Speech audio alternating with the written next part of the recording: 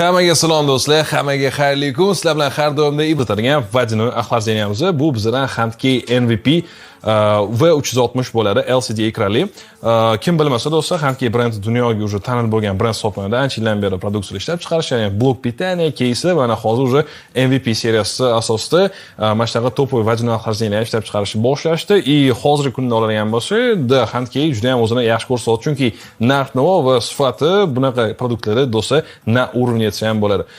Do'stlar, bu vaznkalarni oldin ham test qilganmiz. Bir paytlar biz sample ham qilgan. Hatto Core i9 da ham bu vaznka o'zini juda ham yaxshi ko'rsatgan. Tim bo'lib ham Core i7-mizda hech qanaqa muammo chiqishi kerak emas.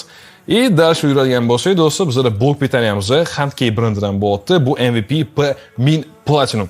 Nomidan ma'lum do'stlar, 1000 wattli, ya'ni 1 kilowattli blok pitaniya bo'lyapti, Platinum sertifikatiga ega va agarda o'zim shaxsiy fikrimni aytadigan bo'lsam, do'stlar, sxema texnikasi yaxshi blok pitaniya, buni topoy sborkalarga ham qo'yganmiz va o'zini juda ham yaxshi haligacha ko'rsatyapti va brak foizi bularda juda ham past bo'ladi. Shuning uchun do'stlar, agar o'zingizga ham qimmat sborka yeyotgan bo'lsangiz, при этом ana brend uchun preplata qilginglar kelmayotgan bo'lsa, no при этом yaxshi narsa olginglar kelsa, to mana shu Handkey MVP ni bemalol olsanglar bo'ladi. Tim bo'lib Platinum sertifikat, garantiya hamma narsasi o'zida. Va do'stlar, bu galgi stendimiz albatta korpus ichida bo'lyapti, chunki sizlarni eshitdik do'stlar, ana ochiq stend qilganingizda temperaturalaringiz o'zgaradi, real hayotga sal uzoqroq bo'ladi va shuning hisobiga sizlarni fikrlanishgan holatda do'stlar korpus ichiga qo'ygan bo'ling. Va korpusimiz Handkey MVP dan Destiny кейsi bo'ladi. Juda ham takoy chiroyli keys, takoy pol akvariumli tip bo'ladi, o'zida ventilyatorlar o'rnatilgan va по сути eng katta sborkalarni o'ziga bemalol sig'dira oladi. Mana shu do'stlar, bizning test stendimiz bo'ladi. Tak shu do'stlar, bularni yig'ish boshlaymiz va tez orada testlarimizni ham boshladik.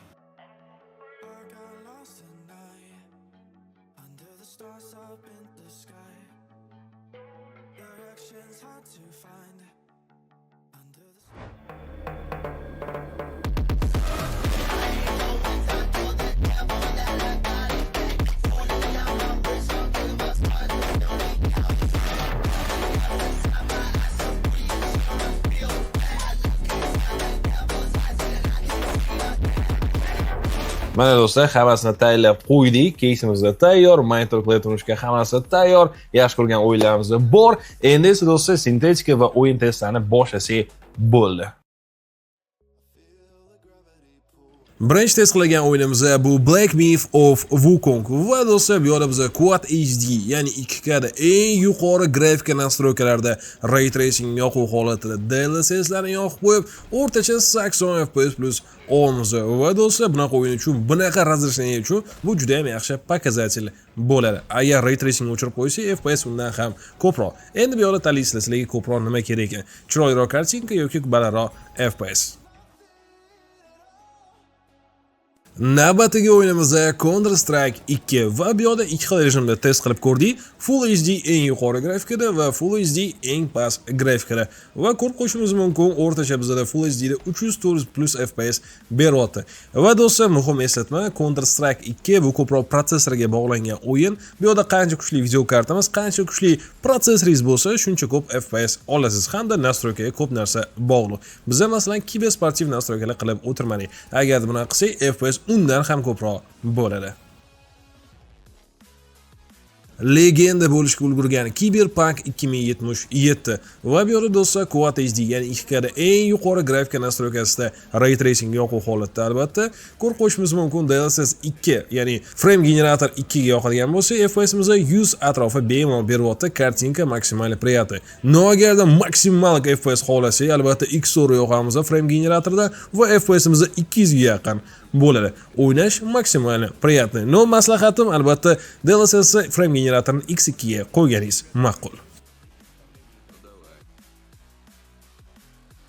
Harry Potter fanatlari uchun Hogwarts Legacy va bu yerda do'stlar biz уже 4K, ya'ni Ultra HD grafikada eng yuqori nastroyka grafikasida test qilamiz. Albatta ray tracing yoquv holatida ko'rib qo'yishimiz mumkin. Agar DLSS o'chirib o'ynasak, o'rtacha FPSimiz 100 atrofi. Agarda DLSS frame generator X2 ga qo'ysak, FPSimiz 150-160 stabilni beryapti. Itok DLSS yoqib o'ynaganinglar ma'qul, ayniqsa X2 ga qo'yib olib. poyga o'yinlarini ishqibozlari uchun Need for Speed Unbound va do'stlar bu yerda biz 4K ultra nastroykada test qilib ko'rdik. Birinchi uchida DLSS o'chuv va o'ng tarafda esa DLSS yoquv. Va agarda do'stlar 4K ultra nastroykada o'ynasanglar, prinsipda DLSS yoqmasdan o'ynasanglar ham bo'ladi. Lekin agar DLSS yoqsa, nafaqat FPS-imiz kattaroq, balki zadержка ham sal pastroq bo'ladi va DLSS bilan o'ynash ancha приятноq. Offline variantda albatta. Va o'zimni eng yaxshi ko'rgan o'yinlarimdan biri The Witcher 3 Wild Hunt. Va bu yerda do'stlar biz 4K ultra nastroykada test qilamiz, ray tracing yoquv holatida va do'stlar ko'rib qo'yishimiz mumkin DLSS yoquv va DLSS o'chuv paytida.